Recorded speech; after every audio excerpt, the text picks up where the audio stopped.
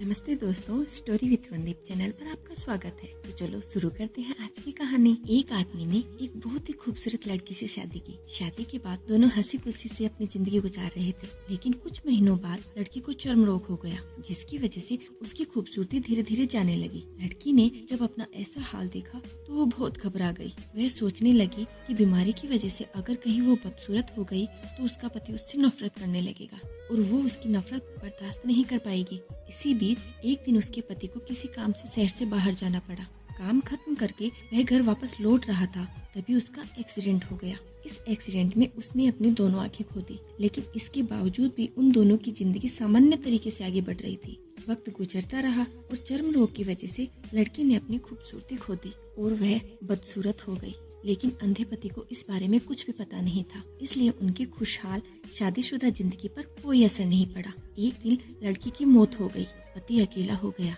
वो बहुत दुखी और उदास था। वो शहर छोड़कर जाना चाहता था। उसने अंतिम संस्कार की सारी रस्में पूरी की और शहर छोड़कर जाने लगा। तभी एक आदमी ने पीछे से उसे पुकारा और पास आकर कहा, अब तुम बिना सहारे के अकेले कैसे चल पाओगे? इतने साल तो तुम्हारी पत्नी तुम्हारी मदद करती थी। पति ने जवाब दिया, दोस्त, मैं अंधा नहीं हूँ, मैं बस अंधा होने का नाटक कर रहा था, क्योंकि अगर मेरी पत्नी को पता चल जाता कि मैं उसकी बदसूरती देख सकता हूँ तो ये उसे उसके रोग से भी ज्यादा दर्द देता। इसलिए मैंने इतने साल अंधे होने का दिखावा किया। वो बहुत अच्छी पत्नी थी, मैं बस उसे खुश रखना चाहता था। उम्मीद करती हूँ आपको कहानी पसंद आई होगी। ऐसी कहानियों के लिए चैनल को सब्सक्राइब कीजिए। धन्यवाद।